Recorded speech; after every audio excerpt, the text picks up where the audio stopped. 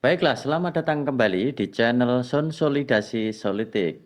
Boleh berdiskusi tentang politik dan demokrasi dengan syarat kepala dingin.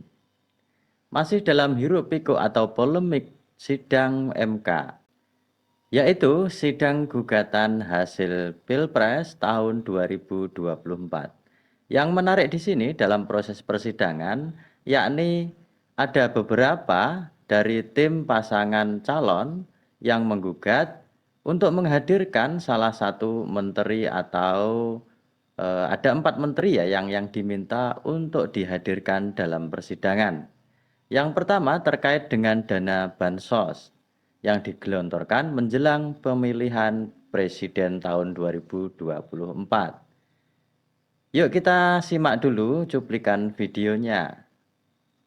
Bansos digunakan sebagai instrumen untuk memenangkan paslon tertentu. Jumlahnya tidak tanggung-tanggung, 496,8 triliun. Nggak tanggung-tanggung.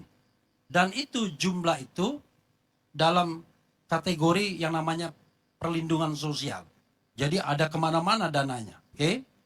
Tapi bagaimana bisa membuktikan bahwa bansos itu untuk memenangkan pasangan calon? Makanya Anda baca permohonan ini nih, saya kasih nih. Bukan, nanti. saya tidak perlu baca. Tolong jelasin dulu salah satu contoh, bagaimana bisa menghubungkan. Ini ya, baca permohonan ini ya. Pertama. Kedua, ya. jangan mengganggu saya dulu. Saya lagi menjelaskan. Oh, berarti Bukan membuktikan itu bukan di sini. Iya. Membuktikan itu bukan di Pembuktiannya bukan di depan Anda. Tapi di Mahkamah Konstitusi. ini Jadi untuk Anda nggak boleh Natalis minta Pigai kemana yang saya membuktikan. cintai, yang saya hormati. korelasinya apa? Bansos dengan memenangkan salah satu. Iya. Korelasinya apa? Ini Natalius Pigai yang saya cintai, yang saya hormati. Ya. 3 kalimat. Oh, supaya menyetujui Ya. gitu. Ini Oke, ya, udahlah. ada Jokowi, ada bansos, ada aparatur, ada kunjungan, ada suara yang melonjak. Baiklah, sudah kita simak bahwa tim dari 01 yaitu Anies Baswedan dan Caimin mengungkapkan bahwa bansos ini terkait dengan pemenangan salah satu paslon yakni 02. Bansos menjelang Pilpres ini digelontorkan dan nilainya sangat banyak. Tetapi coba kita cari video yang lain, apakah benar bansos ini ada kepentingannya dengan Pilpres atau bahkan sebelumnya sudah direncanakan sebagai sebuah rencana atau program pemerintah. Yuk kita simak videonya. Ini 2024 bansos di dalam APBN kita nilainya 496 triliun. Jadi beda 20 triliun. Ini tentu nanti realisasi dan perkembangannya akan terus kita monitor. Tapi poin saya angka 476 tahun lalu, 496 tahun ini adalah di dalam Undang-Undang APBN. Di bawah oleh pemerintah, dibahas oleh DPR, dan ditetapkan dalam undang-undang. Sehingga kalau pemerintah menggunakan APBN itu adalah uang anggaran pendapatan belanja negara, di mana sumbernya juga disetujui DPR, penggunaannya juga disetujui DPR. Baik, itulah tadi cuplikan video. Ada Sri Mulyani, yaitu Menteri Keuangan, yang menerangkan bahwa bansos di tahun 2024 menjelang Pilpres ini naik pesat, bahkan sampai 50, sekian triliun. Tetapi sebenarnya anggaran itu sudah disetujui oleh anggota Dewan dan pelaksanaannya merupakan sebuah program yang juga disetujui oleh anggota Dewan. Tetapi menariknya di sini adalah bahwa salah satu paslon yang di sidang MK yaitu sengketa hasil Pilpres ini meminta untuk menghadirkan Sri Mulyani menjadi salah satu saksi. Baik, kita simak videonya. Bagaimana tanggapan Sri Mulyani selaku Menteri Keuangan di era Presiden Jokowi?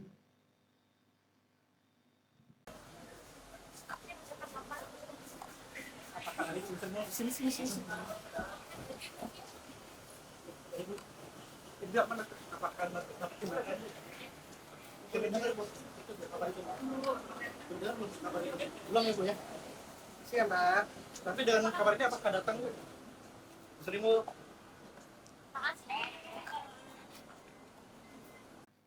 Baiklah, itulah tadi cuplikan video yang menampilkan bahwa Sri Mulyani selaku Menteri Keuangan yang masih aktif di era Presiden Joko Widodo ini menanggapinya terkait dengan pemanggilan dirinya sebagai saksi di sidang persengketaan hasil Pilpres 2024. Terlihat bahwa beliau Sri Mulyani ini sangat tenang dan bahkan tidak ada komentar satupun. Tetapi dalam teknisnya, apakah boleh seorang menteri yang masih aktif ini menjadi salah satu di persidangan di Mahkamah Konstitusi? Yuk kita simak videonya. Ketika mahkamah harus membantu memanggil, nanti ada irisan-irisan dengan keberpihakan itu, jadi harus hati-hati.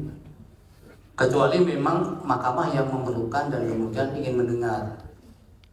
Tapi bukan saksi atau ahli. Kalau saksi atau ahli nanti mahkamah yang harus hati-hati soal esensi keberpihakan itu. Tapi mahkamah bisa memanggil sepanjang diperlukan oleh mahkamah. Bisa jadi yang diusulkan tadi memang diperlukan juga. Itu sangat tergantung juga dari pembahasan kami di rapat majelis hakim. Ya, nanti kalau dihadirkan juga mahkamah yang memerlukan, sehingga para pihak tidak boleh mengajukan pertanyaan-pertanyaan. Sudah kita dapatkan jawabannya bahwa Menteri Keuangan Sri Mulyani bisa dipanggil ke MK itu bukan untuk sebagai saksi ataupun ahli. MK bisa memanggil Sri Mulyani ini sebagai seseorang yang dimintai keterangan atau yang dibutuhkan untuk menjabarkan sebuah keterangan di sidang Pilpres kali ini. Sebenarnya mulainya dari mana sih bahasan bahwa Sri Mulyani atau Menteri Keuangan ini bisa dimintai atau diminta untuk hadir pada sidang MK kali ini? Hal ini dimulai dari permintaan tim Anies dan juga tim dari pasangan 03 yakni Ganjar Mahfud yang meminta untuk menerangkan terkait dengan pelaksanaan Bansos menjelang pemilihan presiden tahun 2024. Kita simak saja videonya. Kami akan mengajukan kepada Majelis Konstitusi untuk menghadirkan beberapa pejabat-pejabat yang kami mintakan nanti. Tapi itu keputusannya kepada majelis menerima atau tidak. Karena kami tidak punya kemampuan untuk menghadirkan menteri tersebut. Tapi paling ini hal yang penting sebetulnya untuk sebetulnya membuka cerita fakta sebenarnya bagaimana tentang misalnya Menteri Keuangan penggunaan anggaran negara kita, bagaimana tentang Menteri Sosial penyaluran bansos kita. Itu penting sekali sebetulnya supaya masyarakat tahu dan kita betul-betul bisa memahami secara utuh dan sehingga yang tadi kami sampaikan di awal tentang terjadinya pengkhianatan konstitusi, MK sebagai penjaga konstitusi kita dapat memberikan putusan yang seadil-adilnya.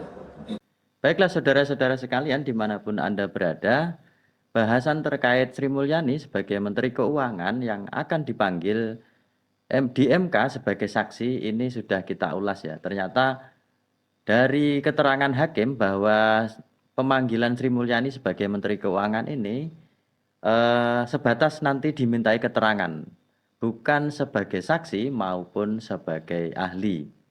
Terima kasih sudah menyimak videonya sampai akhir dan nantikan diskusi bahasan-bahasan selanjutnya tentang politik dan demokrasi tetap di channel Konsolidasi Politik.